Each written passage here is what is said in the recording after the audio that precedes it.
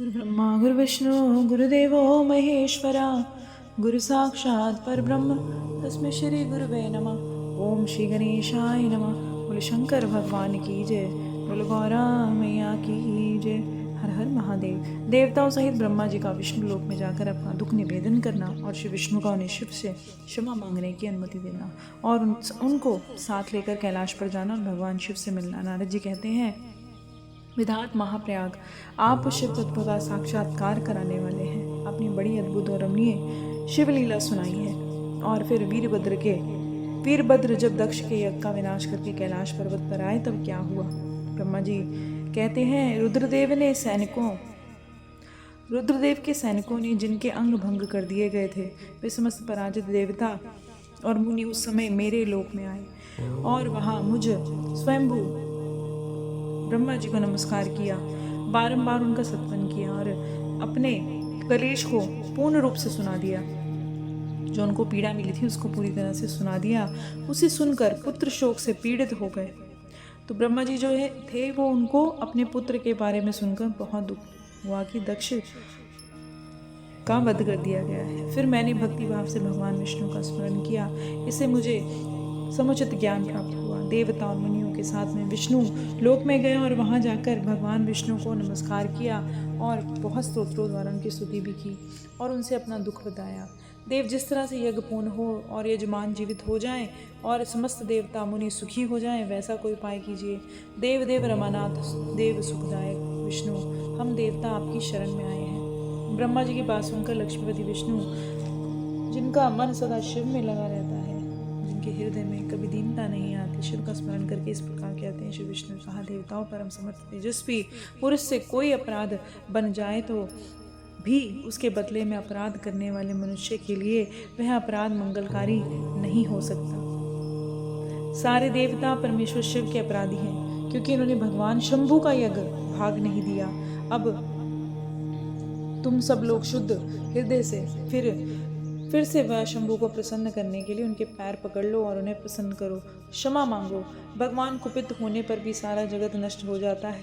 भगवान के कुपित होने पर सारा जगत नष्ट हो जाता है। जिनके शासन से लोकपालों का यज्ञ जीवन शीघ्र समाप्त हो जाता है, वे भगवान महादेव इस समय अपनी प्राण वल्लभा सती से बिछुड़ गए हैं, दूर हो गए हैं। और दुरात्मा दक्ष ने अपने दुर्चारी वचनों से, बाणों से उनके हृदय को भी घायल कर दिया है। तुम लोग जाओ और उनसे क्षमा मांगो, अपराधों की क्षमा मांगो और शांत करने के लिए केवल यही उपाय है। मैं समझाता हूँ, ऐसा करने से भगवान शंकर को संतोष मिलेगा और मैं सच्ची बात कहता हूँ। और ब्रह्मा जी, मैं भी तुम सब लोगों के साथ शिव के यहाँ चलता हूँ और उनसे क्षमा मांगूंगा। सारे देवता मिलकर शिव जी के पास चले गए और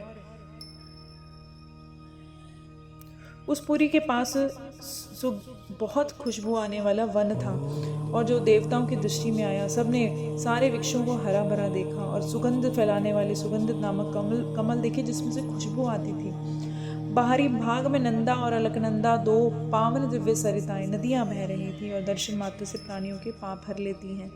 यक्ष राज कुबेर की अलकापुरी भी वहीं थी और सारे खुशबू वाले जो वन थे पीछे छोड़कर आगे बढ़ते हुए देवताओं ने थोड़ी दूर पे शंकर जी का वट वृक्ष देखा। वट वृक्ष के नीचे शंकर जी बैठे थे और फिर इतना बड़ा वट वृक्ष था कि उसकी जो शाखाएं थी 100 योजन फैली हुई थी। उसके ऊपर कोई घोंसला नहीं था, गर्मी उस पर पड़ती नहीं थी और सारे पुण्य आत्माओं पुरुषों को वह सदा दर्शन होता था। उसके सारे पुण्य आत्माओं को उसका दर्शन होता था। उस दिव्य वृक्ष भगवान शंभु का योग स्थल था, जहाँ शिव जी बैठकर ध्यान करते थे। सब देवता मिलकर शंकर जी को देखा और सारे शिव भक्ति में तत्पर रहने वाले शांत हैं, बड़ी प्रसन्नता के साथ उनकी सेवा में खड़े हैं। उन्होंने देखा कि सारे जो शिव भक्ति में तत्पर रहते हैं उनकी सेवा कर रहे हैं। परम शांत शिव जी परम शांत दिखाई दे रहे हैं। उनके सखा कुबेर और सारे राक्षसों के स्वामी हैं और सबके सेवक गणों और कुटुंबियों के जनों के साथ विशेष रूप से उनकी सेवा करते हैं। वे परमेश्वर शिव तपस्वी जनों को परम प्रिय लगने वाले सुंदर रूप धारण करके बैठे हुए थे। भस्म आदि से उनके अंगों की शोभा हो रही थी। भगवान शिव वत्सल भगवान स्वभाव के कारण सारे संसार में सुरंद हैं। लाल दिन एक कुशासन पर बैठे थे। उस आसन पर वो बैठे हुए थे। सब संतों की सुनते हुए तुम्हारे प्रश्न करने पर तुम्हें उत्तम ज्ञान उपदेश दे रहे थे।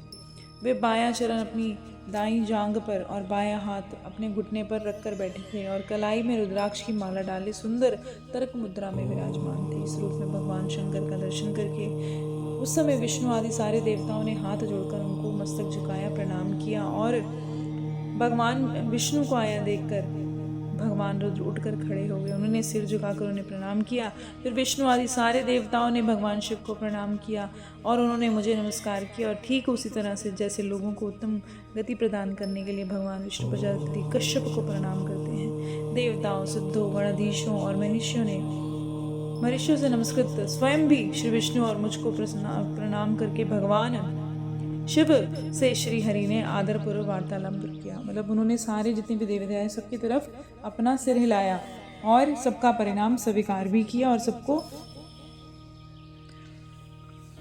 सबको अपना सिर हिलाकर उनका नमस्कार उनको किया। बोले शंकर भगवान की जय, बोले गौरा मैया की जय, हर हर महादेव।